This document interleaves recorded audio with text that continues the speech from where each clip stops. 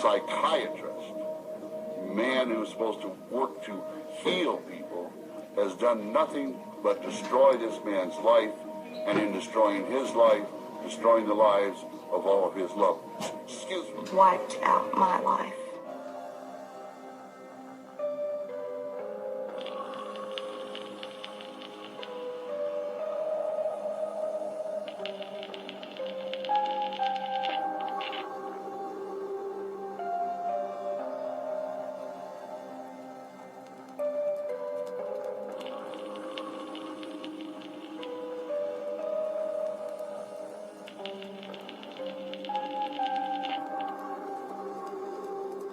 In 1768, the first U.S. asylum was opened.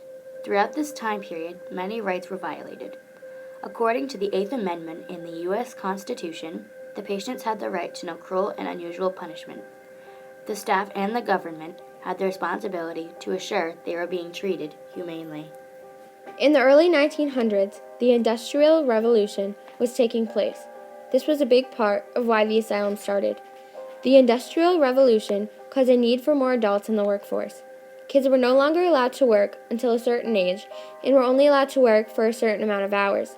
This caused less people being at home for those who could not take care of themselves. This was going on throughout the time period that asylums took place. Poorhouses were another event that led into the asylums. A poorhouse is a facility provided by the government for the poor or needy. At the time, there were people who believed differently, like the Quakers. There were people who believed that even though you were mentally ill, they should still be treated with the same respect and care you treat anyone else with. There were even a few people who believed that it was a brain-related problem and that it could be treated or even cured. Elizabeth Packard was accused by her husband of being insane. She had different religious beliefs than her husband, therefore he grew angry and blamed their differences on Elizabeth being insane. She was admitted to the Illinois State Hospital in Jacksonville on June 18, 1860. She then changed religious views to match her husband's, but this just made things worse. He then had her transferred to the 8th Ward. While she was there, she kept a journal about how the patients were treated. She was discharged in 1863, but only to be locked in the basement of her own home by her husband.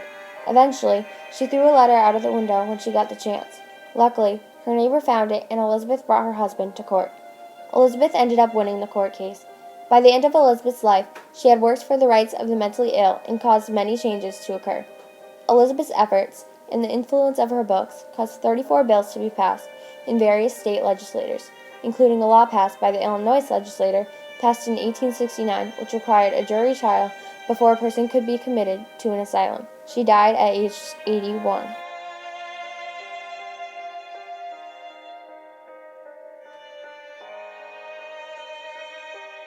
Dorothea Dix came from a harsh family environment.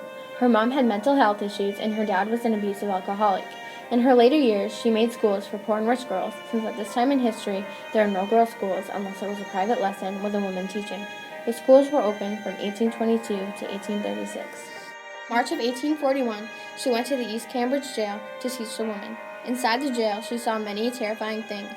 She witnessed criminals housed together in unheated, unfurnished, and foul-smelling quarters. She took the jail to court for what she had seen, and fortunately she won. Dorothea Dix then went on to investigate many other facilities for the mentally ill. By 1982, she had covered every state on the east side of the Mississippi River. She helped fund 132 mental hospitals, 15 schools for the feeble-minded, a school for the blind, and training facilities for nurses. The Civil War took place from 1861 to 1865. It had a part in everything that happened with asylums. Some of them were in asylums just to have a place to be treated. There were so many injured soldiers they didn't have enough places to put the wounded. They also had PTSD, post-traumatic stress disorder, causing an increase in patients that needed to be admitted to hospitals.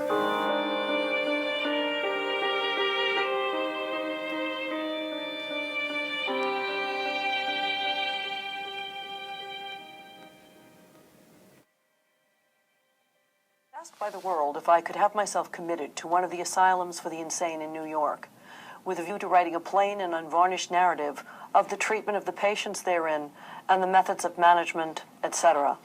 I said I could, and I did.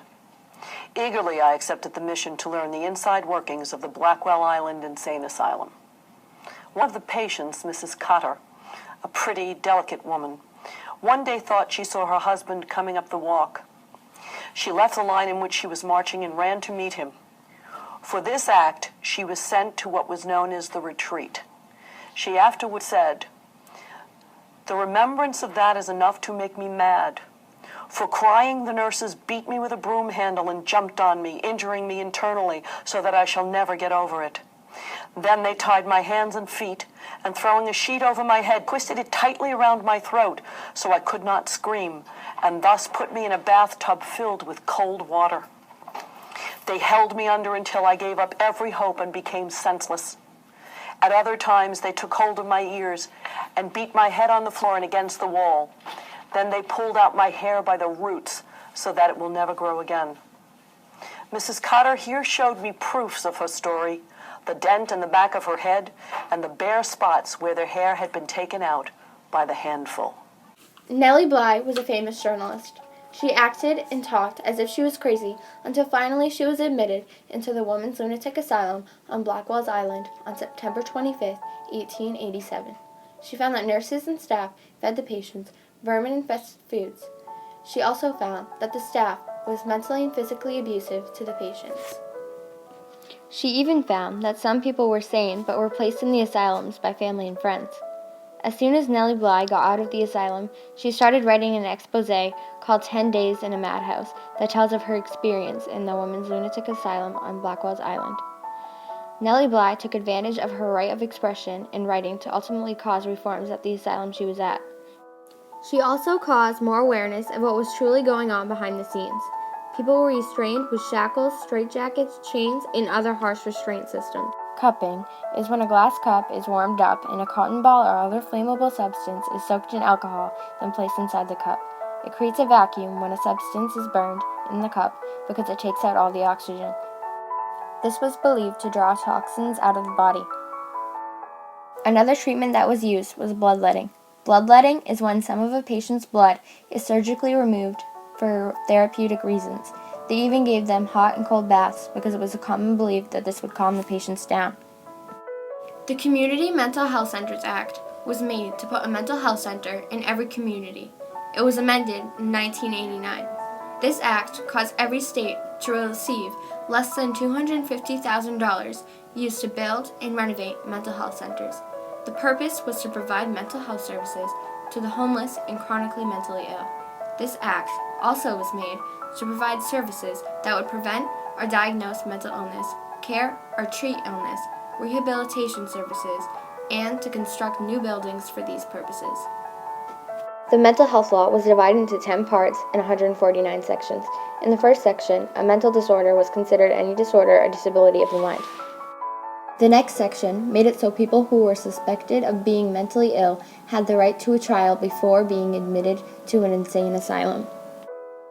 The mental health law also made it so that the patients had the right to refuse electroconvulsive therapy if they had the capacity to do so. Another act that was made because of these events was the American Disabilities Act of 1990. This act was made to stop discrimination against people with disabilities in employment, transportation, public accommodation, communications, and governmental activities.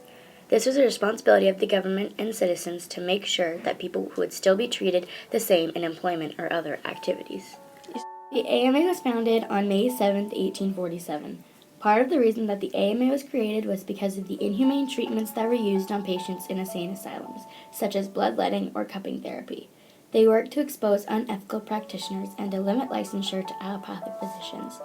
In 1883, the Journal of the American Medical Association was established, and they made many copies of medical journals a week. By World War I, the AMA fought for proposals and national health insurance. They fight to keep bad government health laws away.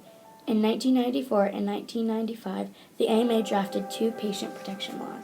After all the efforts that were put in to change the way we treat the mentally ill, these were some of the laws and acts that were put into place to help put these changes into actions. Even though we may be able to change the way we treat their illness, we cannot change the way people view mental illness.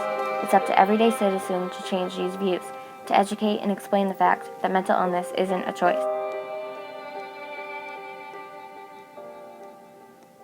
Mental illness is nothing to be ashamed of, but stigma and bias shame us all.